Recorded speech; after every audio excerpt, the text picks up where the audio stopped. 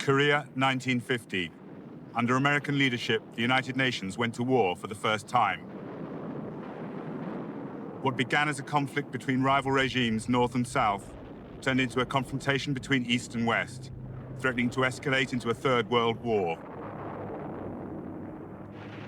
The Allied forces became embroiled in a war unlike any they'd known. Yet for the Americans, it served as a military rehearsal for one they would come to know only too well. This was a war of sharp contrasts, like the harsh Korean terrain itself, ranging from freezing mountains in winter to parched valleys in summer. It started in rapid advances and retreats, and it ended in trench warfare and continuous bombardment, reminiscent of the First World War.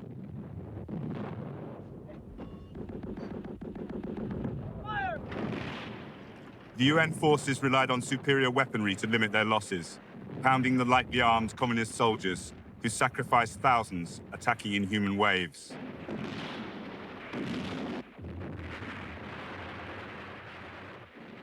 Experts believed that the sheer volume of UN air power would win the war. The latest jets added their weight to the range of Second World War planes, using rockets, bombs, and napalm in support of their ground forces.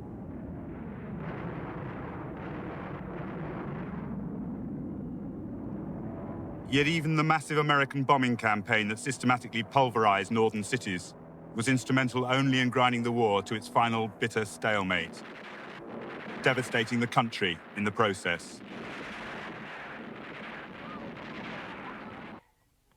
Korea was no stranger to war. Common borders with China, Russia, and proximity to Japan had made it the focus of 3 wars in 60 years, ending in its forcible colonization by Japan in 1910.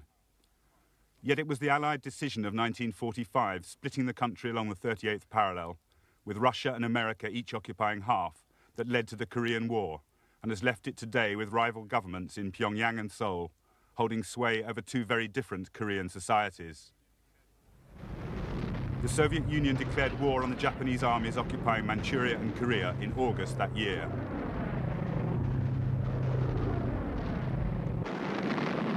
In a swift campaign, they crushed Japanese dreams of an alternative empire. The surrender of their colonial masters brought fresh hope of independence for Koreans. And they greeted the Russians as liberators as they marched south, opening the whole country to them. The Russians halted at an arbitrary line on the map in response to a last-minute American proposal, even though the first Americans didn't arrive in Korea until the end of September. Initial encounters between the 2 armies at the 38th parallel were friendly, but the chill of the Cold War soon reached Korea. When a UN commission was set up to oversee reunification in 1948, the Russians refused to acknowledge its power in the north. Elections went ahead in the south alone, resulting in a government recognized by the United Nations. Its president was Syngman Rhee, a Korean nationalist who'd opposed the Japanese occupation and spent years in exile in the United States. He declared the new Republic of Korea from Seoul. In Pyongyang, the Russians backed Kim Il-sung, a communist guerrilla leader who'd made his name fighting the Japanese. He proclaimed the Democratic People's Republic of Korea the same year. Both governments enlisted armies to support their claim to the whole country. When the Russians withdrew in 1948, they left Kim Il-sung with a well-trained force. American advisors stayed on to train the Southern Army when their own troops pulled out the following year. Sporadic fighting between the 2 regimes turned into pitched battle on the 25th of June 1950. Both sides claimed the other attacked first, but within hours the northern forces, spearheaded by their 230 Russian tanks, had broken through into southern territory.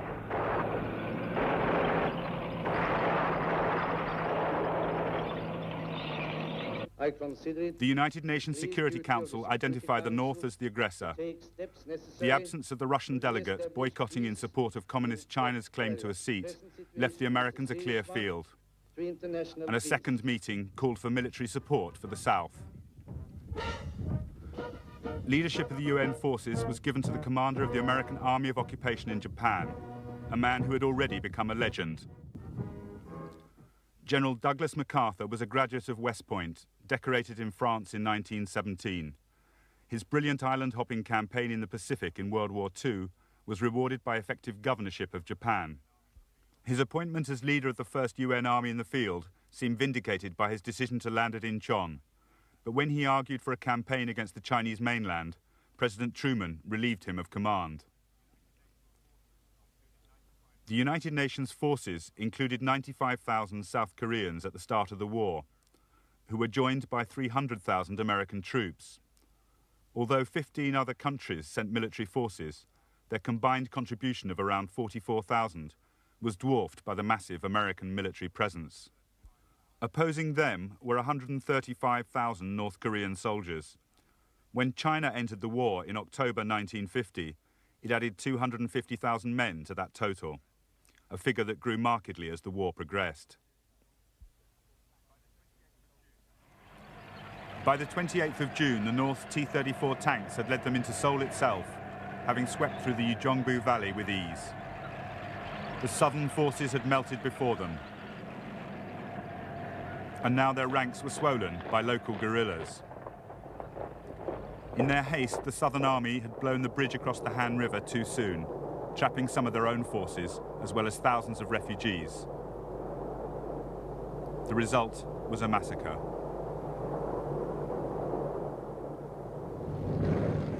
After a week, the North Koreans renewed their drive south.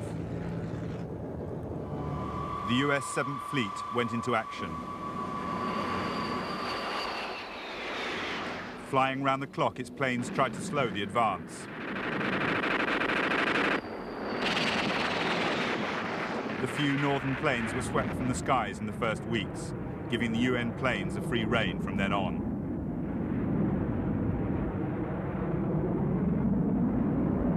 On MacArthur's own initiative, the B-29 superfortresses stationed in Japan carried out the first raids on targets north of the 38th parallel.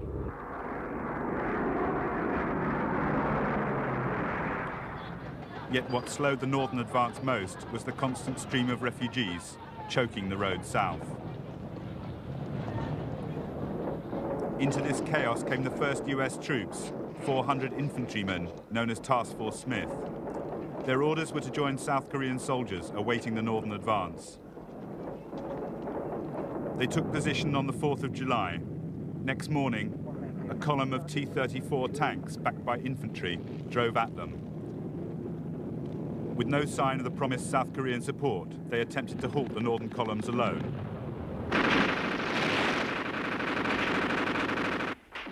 It was a disaster. The tanks went straight through.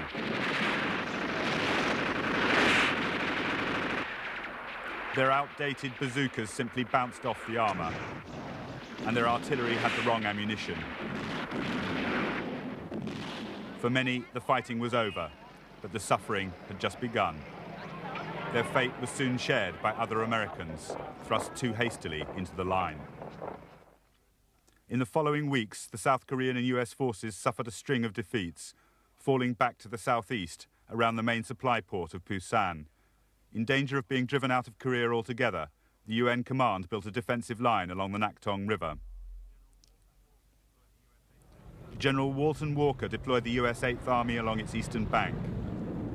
With the bridges blown, this offered some protection along part of the 130-mile perimeter he'd drawn around Busan. Troops and equipment from all over the world poured into the port. Though it didn't seem like it, the UN forces actually outnumbered the North Koreans by the middle of August.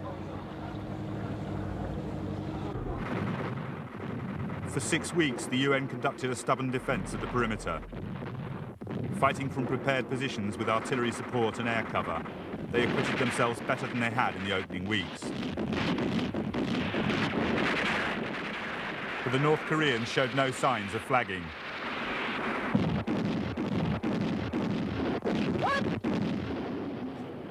They launched repeated attacks across fordable sections of the Naktong, and General Walker kept some of his best troops in reserve to meet any potential breakthrough. When a North Korean attack succeeded in penetrating the perimeter early in August, he called on the 1st Marine Provisional Brigade to counterattack. On arrival in Korea, these elite troops had learnt of the string of early defeats. Stories of open panic and desertion only added to America's humiliation. But the Marines had their own way of doing things and fought by their own codes. Virtually self-contained with their own armor, artillery and air corps, they were a highly disciplined and effective fighting force.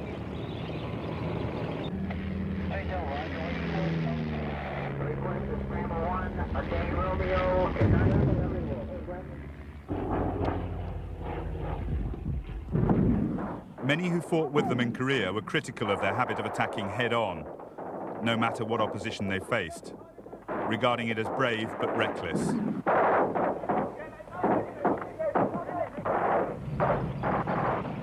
And it was reflected in the high proportion of casualties they suffered. As one witness commented, they went up in columns of companies, and they came back in platoons of stretchers. Yet even here, they continued their tradition of bringing their dead or wounded back from the battlefield, no matter what the cost of retrieving them. And they got results. In 2 days of counterattack, they'd driven the North Koreans back across the Naktong. The UN held the perimeter once again. In early September, the Marine contingents were pulled back to the docks in Busan. As they cleaned the grime of battle from their weapons, rumors flew that their next mission would be of the kind their corps was created for, a seaborne landing. On the 7th of September, they filed on board ship to join an armada already en route from Japan, carrying 10 corps to Incheon. It was to be General MacArthur's masterstroke, a landing 150 miles behind the front line, at the port for Seoul, seizing the capital itself at the heart of the enemy supply line. The chiefs of staff protested that a landing at Incheon was fraught with problems. The approach through a narrow channel was governed by Wolmi-do Island. The port itself had high walls and a 30-foot tidal range that at low tide could leave landing craft stranded on mudflats. MacArthur argued that the obvious difficulties would only add to the surprise.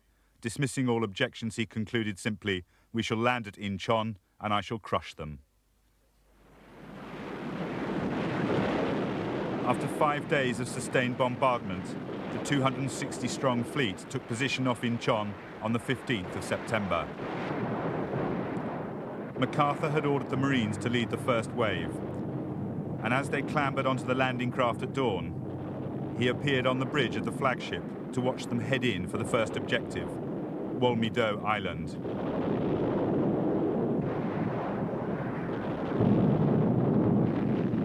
Resistance was remarkably light. Within 2 hours, they'd flushed the few defenders from their bunkers and swept the island. The main force waited at sea for an agonizing 9 hours, coming into land on the next high tide, while the Marines kept the defenders pinned down. Again, there was little opposition, and they quickly established a beachhead. MacArthur's gamble had paid off handsomely, at a cost of only 20 dead. When he came ashore to see the situation for himself, he was surrounded by the world's media, anxious to record the man who'd set a new pinnacle on an already brilliant military career. With an eye to posterity, he posed readily with his men, savouring his moment of triumph. But for them, it wasn't over yet. 10 Corps' commander had promised MacArthur he would take Seoul by September the 25th, and he pushed his men on at speed. Belatedly, the North Koreans fought back. They still had 20,000 soldiers around Seoul, and they fought all the way back into the city itself. Then from street to street, and finally from a succession of barricades along the main boulevard. Official notice of Seoul's capture went out on the 25th as planned. Though there were 2 more days of hard fighting before the North Koreans were driven from the city, and by then much of it had been reduced to rubble.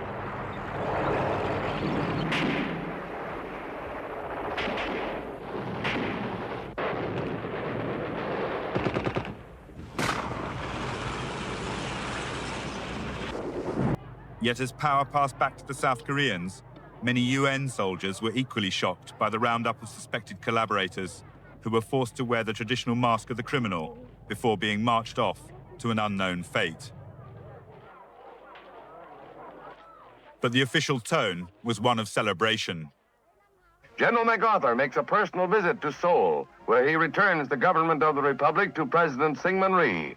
With tears in his eyes, the Supreme Commander completes his first assignment under the United Nations banner.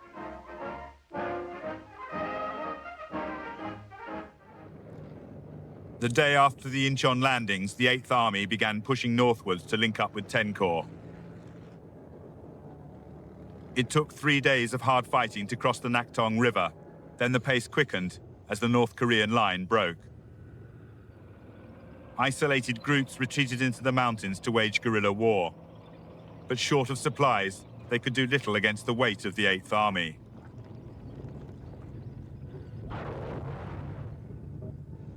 The UN had learned from its early experience and now possessed 500 medium tanks to lead the advance along the narrow roads. And close air support quickened the pace. During the debacle of July, the lack of coordination had squandered UN air superiority. Now they made it tell.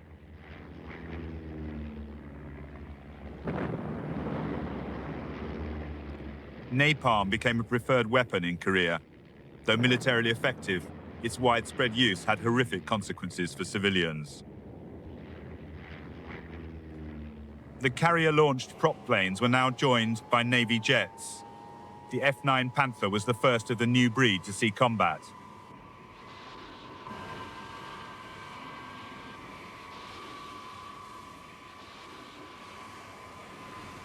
From their floating airfields, they could always keep the fluid front line within range, carrying their enhanced firepower anywhere over the Korean mainland.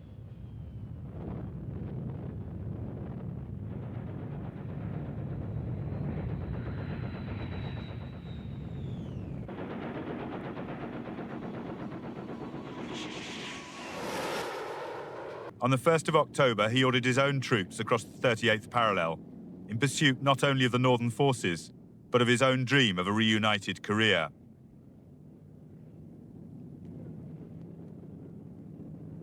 A week later, the UN forces followed them.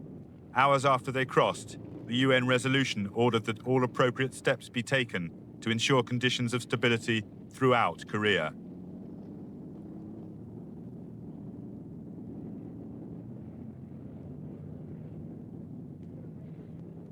MacArthur again split his forces in two. While the 8th Army drove on due north of Seoul towards Pyongyang, he sent 10 Corps round to effect a landing at Wonsan on the east coast, hoping to repeat the success of Incheon. This time it failed. The front line had already moved north, and 10 Corps followed, driving towards the Chosin Reservoir and the Yalu River, the border with China.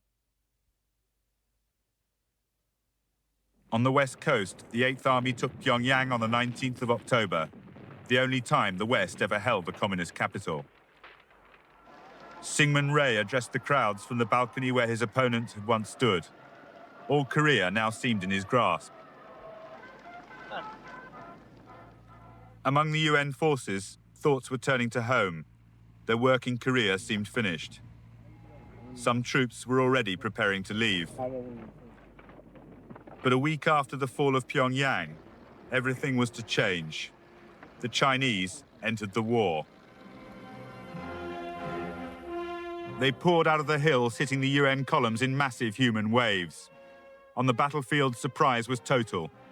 Yet the UN intelligence services had consistently discounted the obvious danger of Chinese intervention. Mao Zedong's hold on China after the Civil War was barely secure in 1950. American military and political support for his opponent, Chiang Kai-shek, and the nationalist forces on Formosa was a constant threat. The presence of American forces along the Korean-Chinese border could make his position untenable. As soon as the Americans crossed the 38th parallel, Mao ordered his armies to act. Chinese films portray the preparation of a volunteer army going to the aid of North Korea. In reality, 200,000 men of the battle-hardened Red Army made their way across the Yalu River into the mountains of North Korea. Traveling light, without radio communications, they hit the UN forces without warning.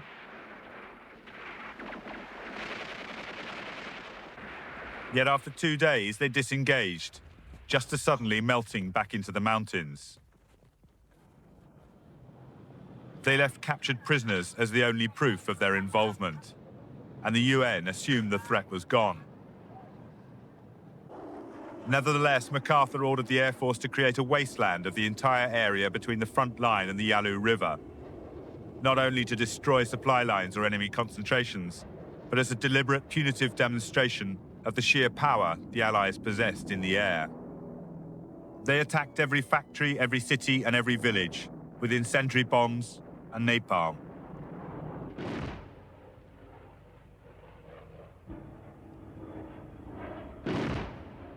But suddenly, they were attacked themselves. The arrival of the first MiG-15 jets in November astounded Western pilots. That the communists had developed a jet, and one that actually outmaneuvered their own F-80 Shooting Stars in the first jet-powered dogfights, was a profound shock. It was not until the arrival of the F-86 Sabre that they were able to redress the balance in MiG Alley, despite being forbidden to pursue the MiGs to their Chinese bases.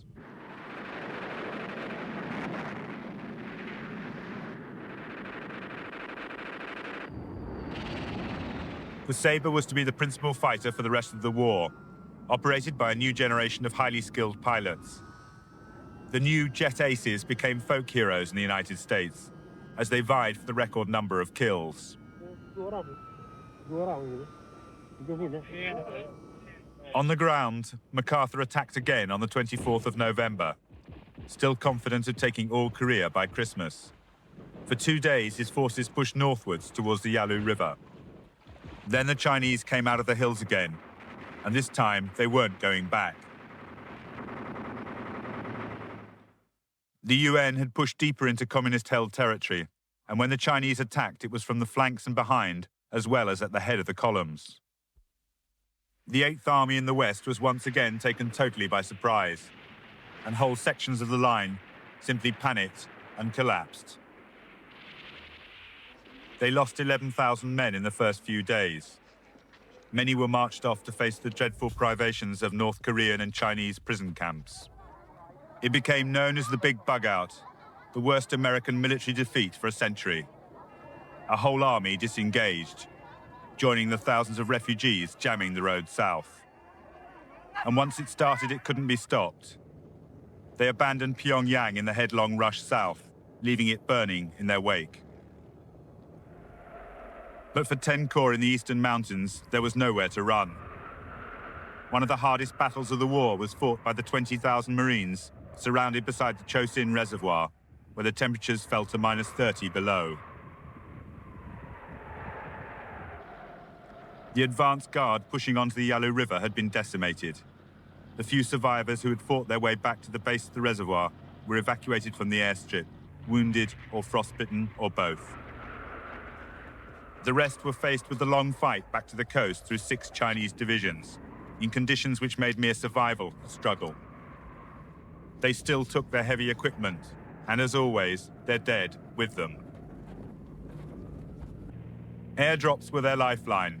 Whole bridge sections had to be dropped at one point to cross a gorge south of Koto-ri, which threatened to end the epic march there.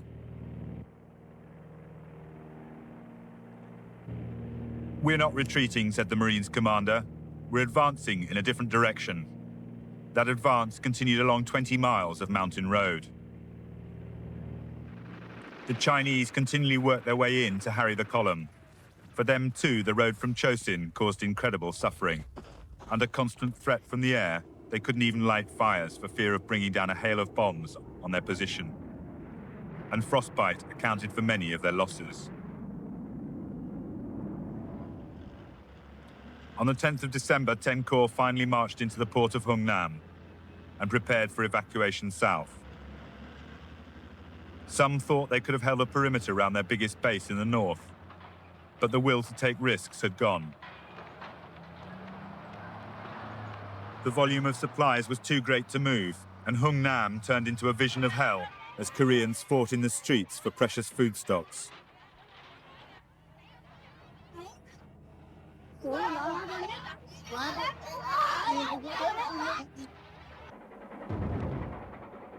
An orgy of destruction followed as engineers destroyed anything of use to the Chinese.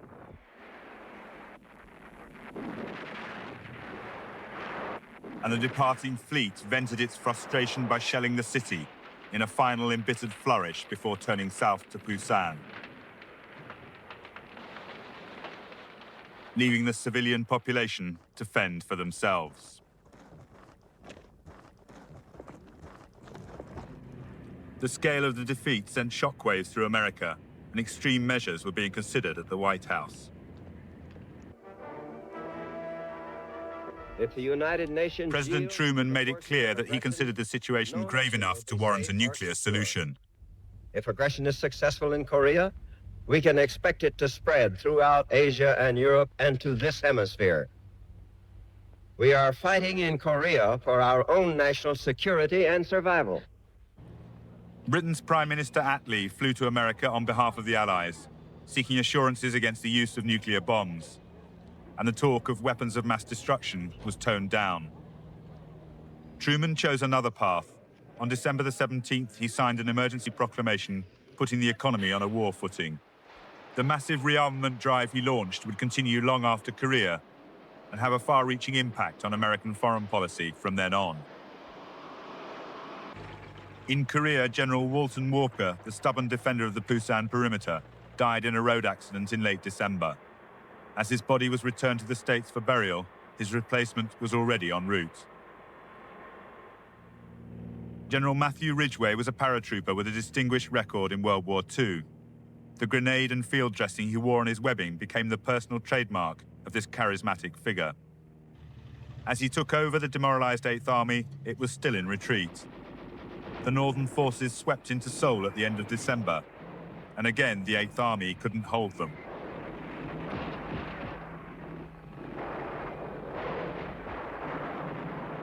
Those that could withdrew, as first Seoul and then Wonju fell to the north once more.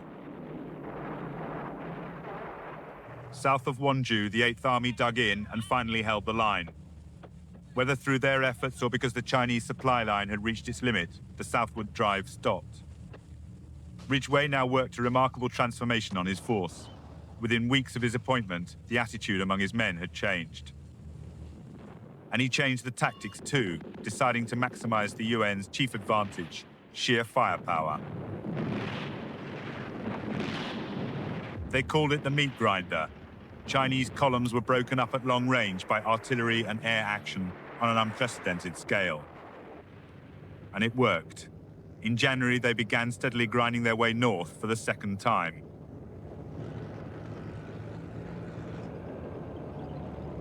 Ridgway ordered them always to move in sufficient strength to provide all-round defense, allowing their artillery and air support to beat a path for them.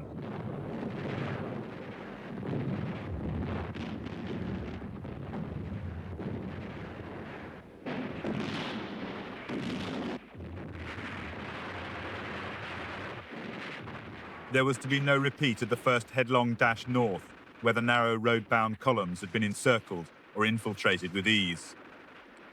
Now they moved in strength across country as well, paying renewed attention to key features in the terrain, ready to hold the high ground if counterattacked. And their confidence grew with each victory. From his headquarters in Japan, he was publicly critical of the concept of a limited war. He'd already submitted a long list of nuclear targets on both sides of the Korean-Chinese border. And in early April, he called for all-out war on China, using the nationalist armies from Formosa. By the 11th of April, Truman had had enough. I believe that we must try to limit the war to Korea. A number of events have made it evident that General MacArthur did not agree with that policy. I have therefore considered it essential to relieve General MacArthur so that there would be no doubt or confusion as to the real purpose and aim of our policy. It created a political storm in America. General MacArthur came home to a hero's welcome after 13 years in the Far East. For many Americans, the victor of the Pacific and mastermind of Incheon could do no wrong. There was strong support for the stance which he outlined once more to a joint session of Congress before taking his final emotional farewell. I now close my military career and just fade away. An old soldier who tried to do his duty as God gave him the light to see that duty. Goodbye.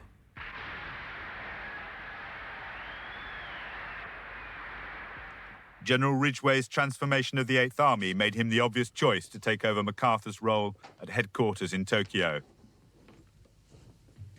The day his own replacement, General Van Fleet, took command in the field, the full force of a Chinese counterattack fell on the 600 men of the British Gloucester Regiment. They stood their ground on the Imjin River for 4 days, by which time only 50 men had escaped death or capture. They held an entire army long enough for the Allies to reform and repulse the attack. Ridgway's meat grinder advance and the defeat of the Chinese offensives left the front line near the 38th parallel, and both sides agreed to negotiate, following a Russian initiative. On the 10th of July 1951, a UN team flew to the ancient Korean capital of Kaesong to begin negotiations with representatives of both the North Korean and Chinese forces. Both sides now needed and wanted a ceasefire. Hopes of peace were high, and at first it seemed tantalizingly close. But there would be frequent breakdowns. The talking and the fighting dragged on at enormous cost in lives for over 2 more years. At the front it was stalemate. Both sides had dug in, and the only aim was to bludgeon a response from the opposite negotiating team.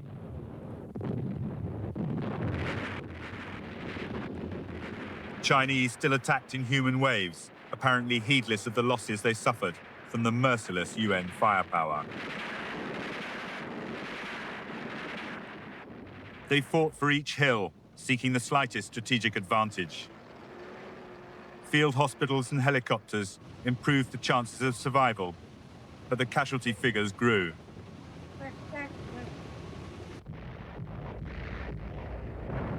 Previously unknown and unremarkable hills became infamous over the next 2 years, as battles raged over their pitted slopes. White Horse Hill, Old Baldy, Pork Chop Hill were lost, won back, and then given up as the line on the negotiating table was straightened or otherwise altered.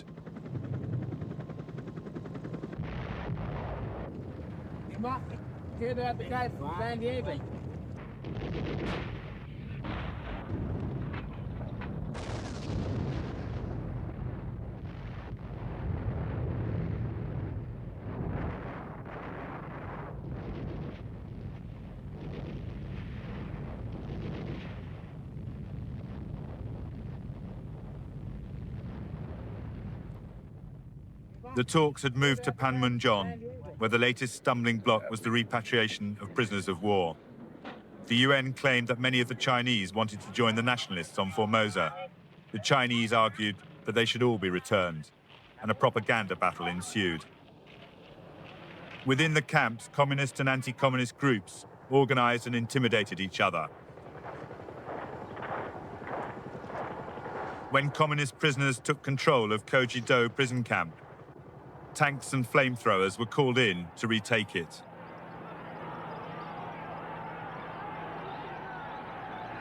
The evident force used to suppress the revolt shocked many. Talks faltered again, with the UN slipping behind in the propaganda war. For over a year, sustained air attacks attempted to cut supplies to the Chinese front line.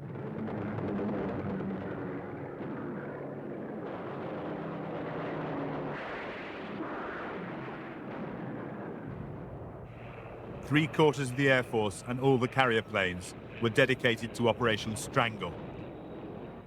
Yet it still failed to stop all movement of supplies. Northern labor gangs constantly repaired and replaced road and rail links, almost as fast as they were hit. And though they flattened whole cities, the communists simply moved their factories underground, where they continued to turn out the weapons required at the front. Despite statistical claims to the contrary, the air campaign failed to achieve its stated aims in Korea, just as it would again in Vietnam. At the front, the routine continued. Thousands of tons of ordnance delivered a few miles away, with all the calculation and geometrical precision of the production line.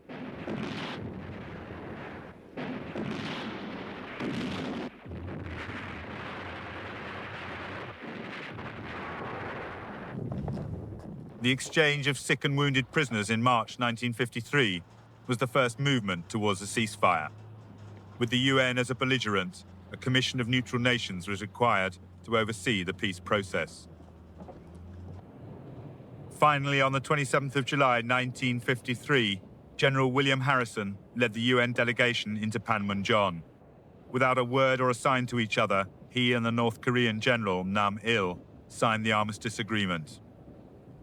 There was no South Korean signature on the document, as Syngman Rhee still refused to accept the existence of the dividing line in Korea, which after 3 years and millions of lives had come to rest almost where it started, near the 38th parallel.